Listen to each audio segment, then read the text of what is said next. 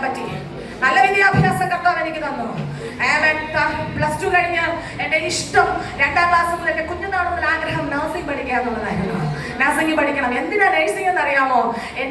ഞാൻ പറഞ്ഞു missionary Graham Stuart Staines അദ്ദേഹത്തിന്റെ മരണത്തിന് ശേഷം ഞാൻ ചില ബുക്കുകൾ എനിക്ക് കുഞ്ഞുനാൾ തൊട്ട് എനിക്ക് കിട്ടി ഗിഫ്റ്റായിട്ട്. ഞാൻ ആ ബുക്ക് വായിച്ചു തുടങ്ങി. വായിച്ചപ്പം എനിക്കിഷ്ടം മിഷണറി ആയിട്ട് ഒറീസയിൽ പോകണം. എന്റെ കുഞ്ഞുനാൾ മുതൽ ഞാൻ എഴുതിയ ഫേവറേറ്റ് പ്ലേസ് ഒറീസയാണ്. എന്റെ കൂട്ടുകാരെല്ലാവരും എഴുതും പല ടൂറിസ്റ്റ് പ്ലേസസ് എഴുതും. ഞാൻ എഴുതുന്നത് ആദ്യം സ്വർഗം, പിന്നെ ഒറീസ. എന്റെ കുഞ്ഞുനാളുള്ള ആഗ്രഹം ഞാൻ എന്റെ ഹൃദയത്തിനകത്ത് ഒളിപ്പിച്ചു വെച്ച് പ്രാർത്ഥിക്കാൻ തുടങ്ങി. എന്തിനാണെന്നറിയാമോ? ഞാൻ വിചാരിച്ചത് ഒറീസ മൊത്തം കുഷ്ഠരോഗികളാണെന്ന്.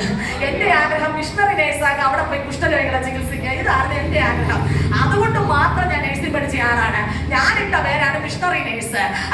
എന്റെ ഇഷ്ടം മുഴുവനും 3.5 വർഷം ഞാൻ നഴ്സിംഗ് പഠിക്കുമ്പോഴും ഞാൻ പഠനം മുഴുവനും missionary nurse, missionary nurse, missionary nurse.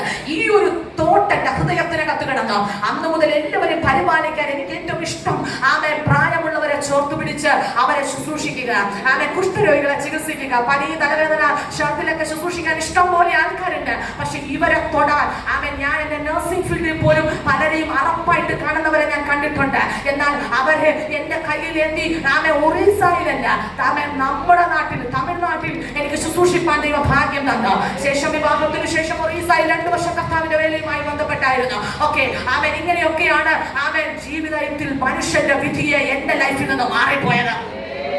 ആത്മാവിൽ പറയുന്നു.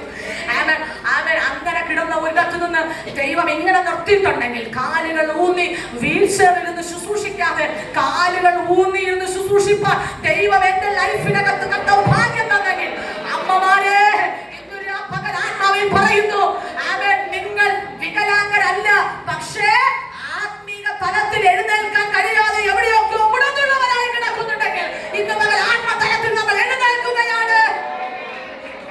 നമ്മൾ കുരുടരല്ല, പക്ഷേ ആത്മതലത്തിൽ മണ്ഡലങ്ങളെ കണ്ടു പ്രാർത്ഥിക്കാൻ കഴിയാതെ, ആത്മീക വെളിപ്പാട് കാണാൻ കഴിയാതെ, ആത്മീക ഫലം കാണാൻ കഴിയാതെ കണ്ണുകൾ ആത്മകണ്ണ് കുരുടായിരിക്കുകയാണ്.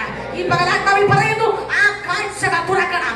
നമ്മൾ ചെകിടരല്ല, പക്ഷെ ദൈവ ശബ്ദം എവിടെയോ കേൾക്കാൻ കഴിയാതെ, ആത്മീക ഫലത്തെ ശ്രമിക്കാൻ കഴിയാത്ത വിധത്തിൽ നമ്മൾ ചെകിടരായിരിക്കുന്നുണ്ടെങ്കിൽ ആ ഫലം തുറക്കാൻ പ്രാർത്ഥിക്കണം. നമ്മൾ ഊമരല്ല, പക്ഷേ നമുക്ക് ആത്മം ദൈവം ചെയ്ത ആത്മീക മണ്ഡലങ്ങളെ, ദൈവ പ്രാർത്ഥികളെ ശക്തമായി പ്രസ്താവിപ്പാൻ കഴിയാത്ത വിധത്തിൽ എവിടെയൊക്കെയോ നമ്മുടെ ഉരുക്കുള്ളവരായി നമ്മളായിരിക്കുന്നുവെങ്കിൽ ഇന്ന് പകൽ ആ ആയിരിക്കുന്ന അനുഭവത്തിൽ നിന്നൊരു ശബ്ദം പുറത്തു വരണമെന്ന്.